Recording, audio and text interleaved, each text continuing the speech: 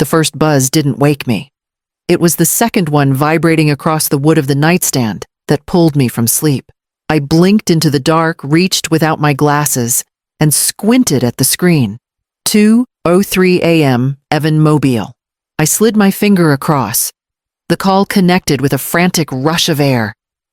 Mom, it's Celine. She collapsed. The hospital needs $40,000 or they won't operate. The ceiling fan turned slowly above me. I sat up. My knees ached from the long day with the twins, and my spine reminded me of the mattress that wasn't mine. I already gave them your insurance info. He went on rapid fire. But they said there's a payment cap or something. Can you wire it now, please? Before it's too late, I turned on the bedside lamp. Yellow light cast soft shadows over the framed photo of Helen on the far wall. Her smile held steady. In the background, muffled but unmistakable, came a voice that did not belong in an emergency room. Calm, clipped, almost rehearsed. Say it again. Make her believe it. I pressed the speaker button and laid the phone face up on the blanket. The twins' toys were still piled by the bedroom door. Little plastic dinosaurs, a sock, a juice box left half full. I stared at the ceiling. No. Silence. Then a click. I got up slowly, pulled on my slacks from the chair, reached for the gray sweater I'd folded on the dresser. The floor creaked in the hallway as I stepped past the twins' room, careful not to wake them. Their nightlight flickered against the walls. In the kitchen, I gathered my things. Wallet, charger keys.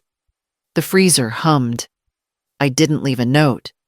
Only made sure the door clicked shut behind me, soft enough not to wake the children, firm enough to feel like a full stop. By 2:26 a.m., I was pulling into Doreen's driveway headlights, off heart quiet. The porch light was still on. She always left it that way for me. Inside, the silence wasn't cold, it was chosen. I sat on her guest bed and opened my banking app. The most recent transfer, $1,750.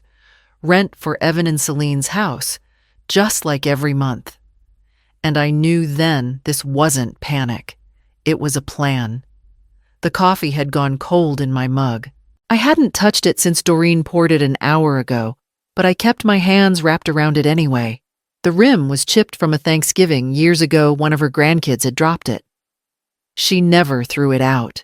The smell of cinnamon drifted faintly from the loaf she'd baked the night before. A single slice rested on a napkin beside me, untouched. The clock above the pantry clicked to 8:11. My phone buzzed on the table. Aurora Police Department flashed across the screen. I pressed accept and brought it to my ear without a word. Ms. Maddox, this is Officer Crane. We're following up on a flagged incident tied to your name and insurance account. Is this a good time?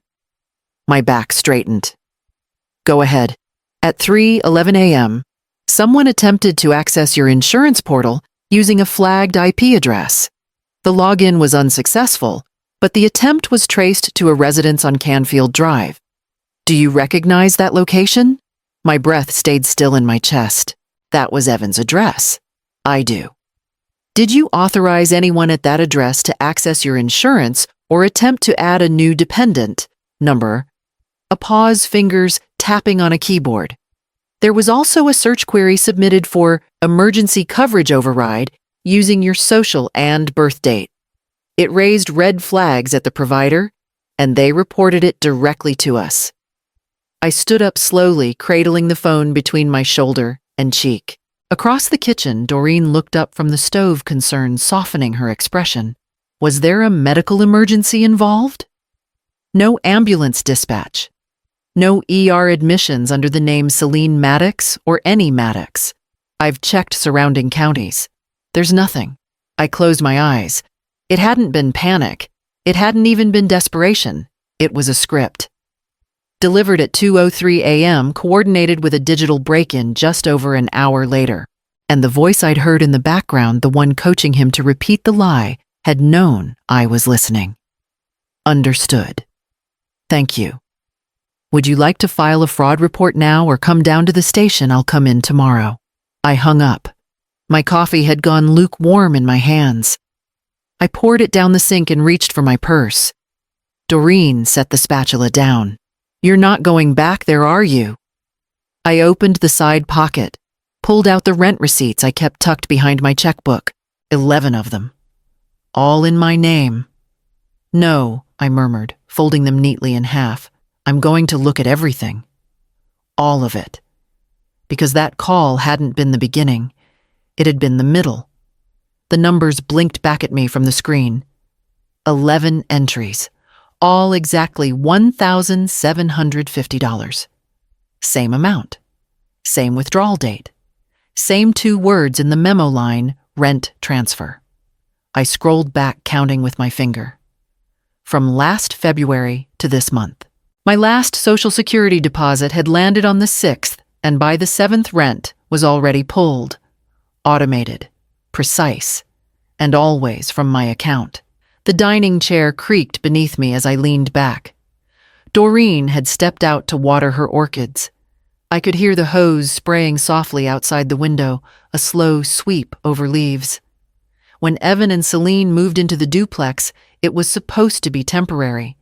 3 months tops while he transitioned jobs. They couldn't qualify on their own, not with his credit, not with her retail history, so I signed as guarantor. The lease had both our names, but only one name attached to the actual payment method. Mine.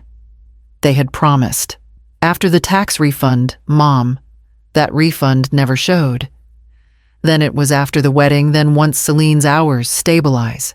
I printed the full statement and clipped the sheets together. The weight of 11 pages felt heavier than it should have. I slipped them into a manila folder, tucked it into my bag. My phone vibrated on the table.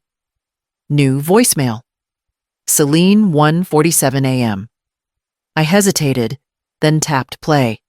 Her voice came through in a whisper shout, the kind people use when they're pretending to cry but want to sound angry. You left the kids. You just left them. Evan says you packed up while they were asleep. They're crying. Eirene. Do you even care? The message cut off. I deleted it. The last time I went on a trip 3 days with my church group in Denver, I left the twins with labeled meals, extra diapers, emergency contacts, and the pediatrician's number written in Sharpie above the fridge. Celine had gone wine tasting with her cousin that weekend. Evan had played poker. I cared. More than they ever did. I zipped the bag shut, looped it over my shoulder, and stood. The sun had risen fully now, light pushing through the blinds, striping the floor. It was time to visit the leasing office. I wasn't sure what I'd say yet, but it would start with my name, the one they used only when they wanted something. The login screen was still cached in my browser.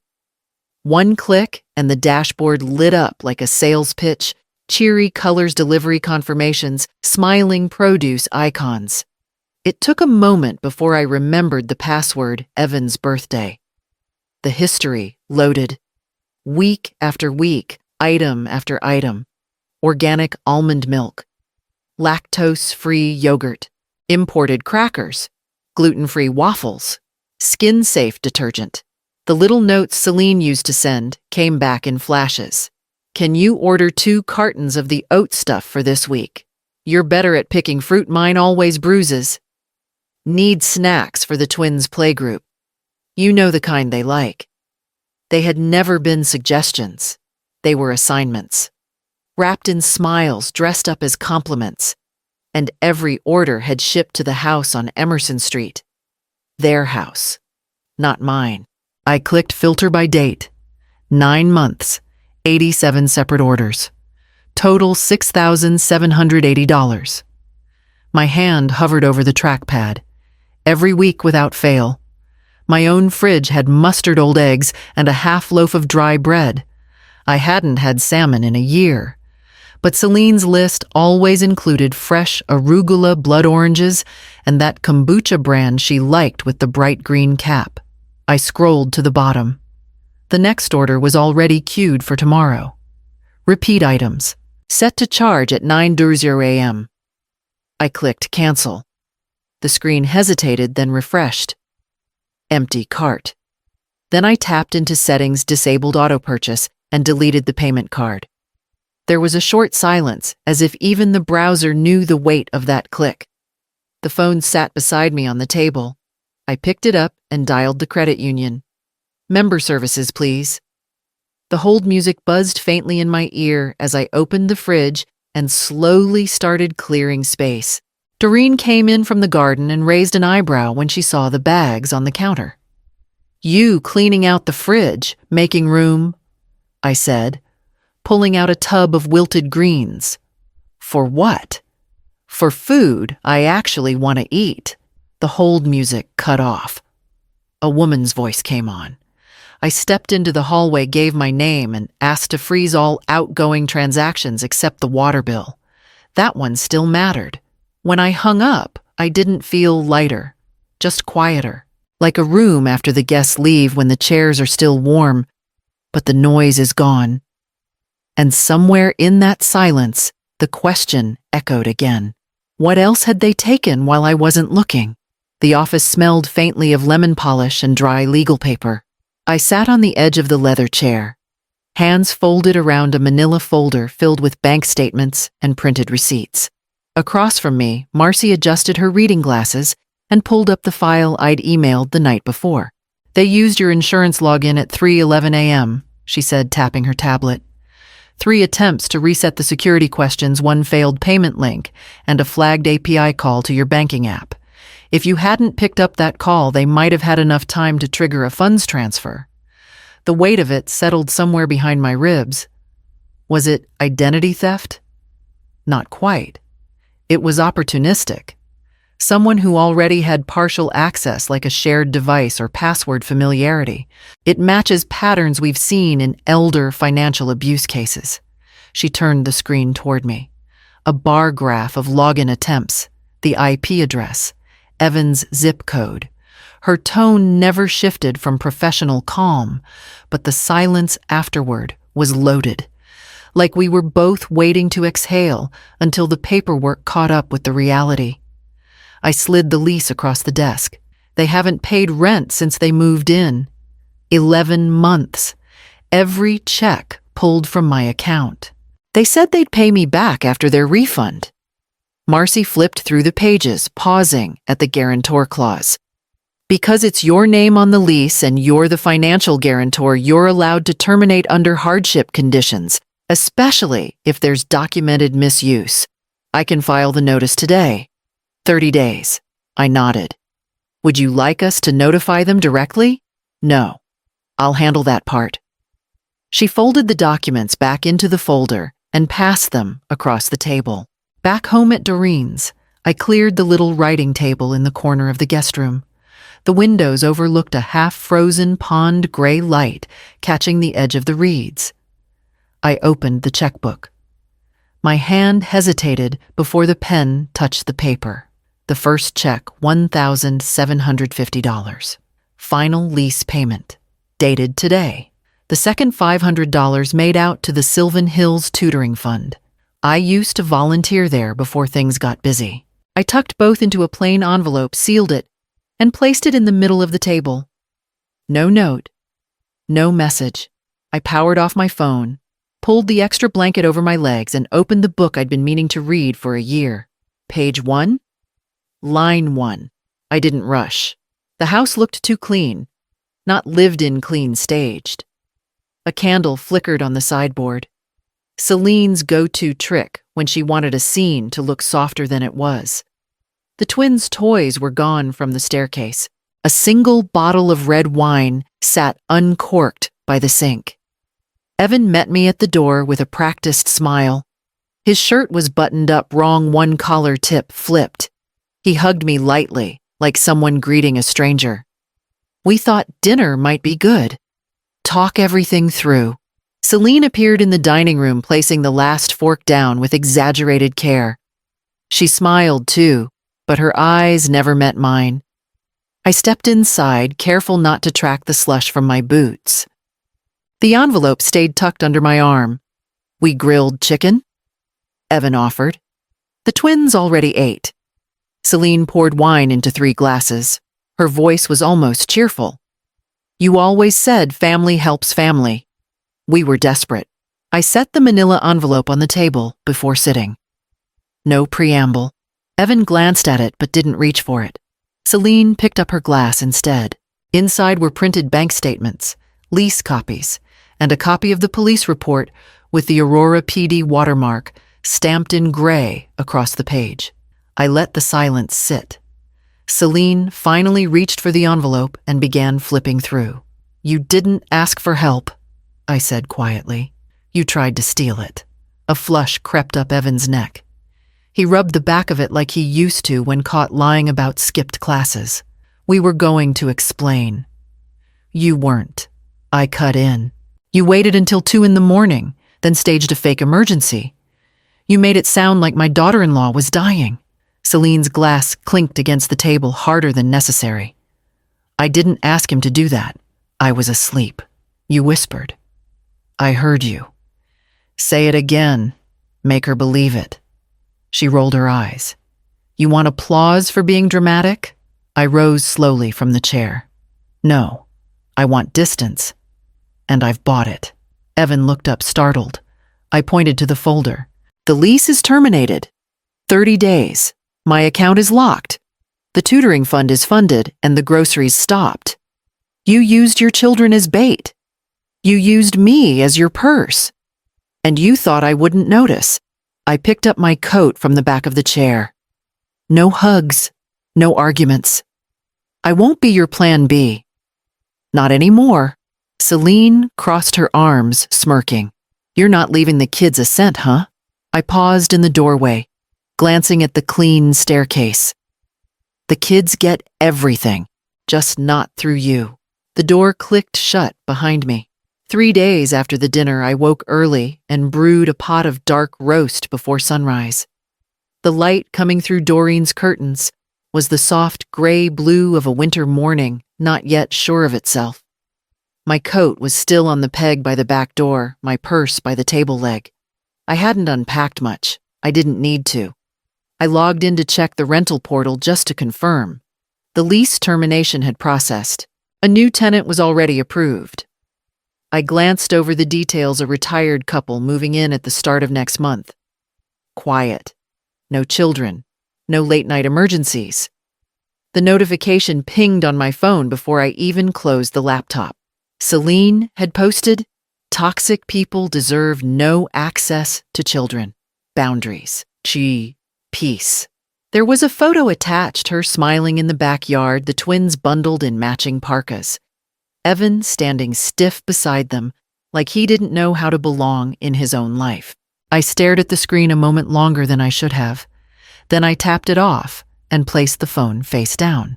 By mid-morning, I was elbow deep in dusty chapter books at the community tutoring center. Doreen had introduced me last week to the woman who ran it, a soft-spoken former math teacher named Carla, who needed help sorting donations. I liked the place quiet, full of pencils and quiet determination. I was organizing a box of 4th-grade reading materials when a girl with frizzy pigtails and glittery leggings sat beside me. She had a lunchbox shaped like a turtle and a construction paper drawing clutched in one hand. "You look like my grandma," she said, without any filter or hesitation. She held up the drawing, 2 stick figures, holding hands. One labeled me with sparkles around it, the other labeled Grandma with gray hair and a green scarf. "Can I sit by you?" I reached over and gave the top of the turtle lunchbox a gentle pat. "I'd like that." We sat in silence for a while as I handed her a few books. She traced her finger along the cover of one with wide eyes. Later that afternoon, as I folded paper into the recycling bin and wiped pencil smudges off the table, my phone vibrated again. This time, it was Evan. "Mom, we need to talk." I didn't open the message. I just powered the phone off, dropped it into my purse, and turned back to the girl with the drawing. She was humming to herself, nose buried in a book about planets. I stayed until closing. The cruiser idled at the curb. I could see the reflection of the porch light flickering across the windshield, like a nervous pulse. Officer Delgado stood beside me, gloves tucked neatly into his belt eyes, scanning the yard. The dried leaves hadn't been swept. A sagging trash bag sat at the base of the steps. 2 weeks gone and already the place looked unloved. I gave a short nod, and he followed me up.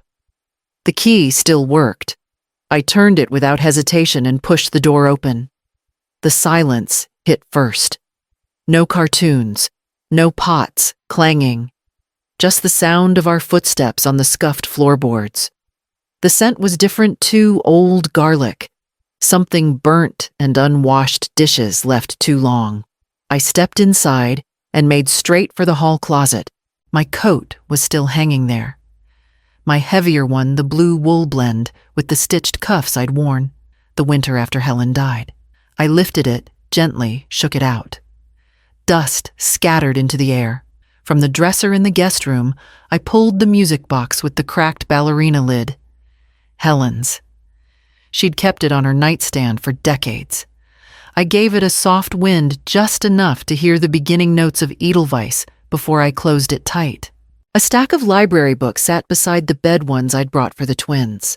I tucked them under one arm. One still had a ribbon marking the middle, like someone had paused mid-story and never returned. I stepped back into the hallway and saw her. Celine stood in the kitchen doorway, arms folded, sleeves pushed to her elbows. The dishwasher hummed behind her. Her chin lifted. "You're abandoning them." I adjusted the music box in my hands. "No. I'm choosing myself." She opened her mouth again, but I didn't give her the space. "You can teach them whatever you want, but they'll remember who held them at night when their mother didn't come home, who made toast when their stomachs hurt, who sat beside them when they couldn't sleep." Behind her, Evan appeared at the top of the stairs. He didn't say a word, just leaned on the banister watching. I stepped through the doorway. Officer Delgado held the door open without speaking. As I passed through, Celine's voice pitched up behind me, something about being cruel, about cutting ties, about the children, not understanding. The door clicked shut in the middle of her sentence. I walked to the car in silence. The tutoring room smelled like dry markers and lemon floor polish. Second-hand books lined mismatched shelves. 2 boys argued softly over a chessboard near the window. I sat at the round table with my reading group, Lena Marco, and one very enthusiastic 7-year-old who insisted dinosaurs still existed and could read minds. Twice a week, I walked the 5 blocks from Doreen's to the center. No alarms, no accusations, just pencils, flashcards, and the quiet sound of learning. At home, the peonies were starting to sprout again. Their soft green shoots pushed through the cold soil in the narrow bed I'd cleared last fall. I'd planted them the same day I mailed in the lease termination letter, tiny fists of color, promising something better. I tended them each morning with a short-handled trowel and a mug of hot lemon water in my free hand. Doreen dropped by on Thursdays now, always with a new loaf wrapped in a towel, a new story about her nephew's failed band or her neighbor's mystery boyfriend. She never asked for details, just handed me the bread and sat at the counter while I sliced it warm. On Saturdays, I started writing letters. "Dear Liam, you had a freckle on your left eyelid. You hated milk unless it came with cookies. I remember. I still do. Dear Micah, you used to curl into my side like a kitten. I wonder if you still hum when you sleep. I didn't mail them. Didn't intend to. But I wrote them in blue ink, folded them neatly, and slipped them into a wooden box on my dresser. They were my way of remembering that love didn't vanish just because it wasn't received. One rainy morning on the way back from the library, I passed a gift shop. In the window, under a display of wind chimes and birthday mugs, sat a single card. Cream background. Gold letters. You're worth more than what they took. I stood there longer than I meant to. The bell above the door jingled as I walked in. I bought the card. No envelope needed, just the card. That night, I propped it on my nightstand next to the music box, facing the peonies stretching toward the window. The phone buzzed once. No notification tone, voicemail only. I waited until the kettle clicked off and the steam stopped hissing before I picked it up. One new message. Evan's voice crackled through the line, dry and small. "We're getting evicted. Celine's gone. The boys ask about you. Just tell me what to do." No excuse. No apology. Just panic wrapped in the same expectation he'd always carried, that I'd know how to fix what he broke. I sat down at the kitchen table. The steam had curled the edge of a grocery receipt near my mug. A loaf of Doreen's honey wheat bread rested on the counter behind me, still warm. The house smelled of thyme and dry leaves from the back door draft. I pressed delete. Then I reached for the small linen-bound notebook I kept in the drawer beside the sink. The paper inside was soft from use corners, faintly bent from being opened and closed too many times. I turned to a blank page and wrote slowly, letting the pen drag with weight. "You weren't a mistake, but you made one, and I hope you find your way back without stepping on me." I folded the page and slid it between the others. Letters, unsent words, unspoken. They lived now in this space where I didn't have to fix everything, where love could be honest without being obligated. From the window above the sink, I saw Doreen cross the back porch with her cardigan half-buttoned cheeks pink from the wind. She waved a ladle like a flag. I joined her in the kitchen, tied the apron behind my back, and stirred the soup while the late light spilled gold across the counter.